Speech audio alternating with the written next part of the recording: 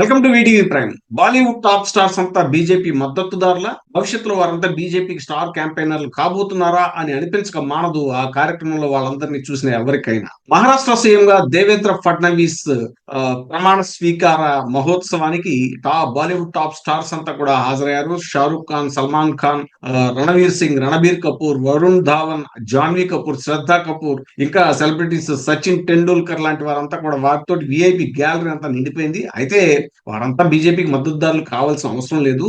Celebrities, stars అన్న తర్వాత power లో ఉన్న పొలిటీషియన్స్ తో వారికి ఏవో కొన్ని పనులు ఉంటాయి కదా భవిష్యత్తులో. సో ప్రమాణ స్వీకార మహోత్సవానికి మర్యాదపూర్వకంగా వచ్చి వాళ్ళు కలిసి కంగ్రాట్స్ చెప్తే పోయేదేముంది అనే ధోరణిలో కూడా వచ్చి ఉండొచ్చు అని ఫిలిం పొలిటికల్ క్రిటిక్స్ మాట్లాడుకుంటారు.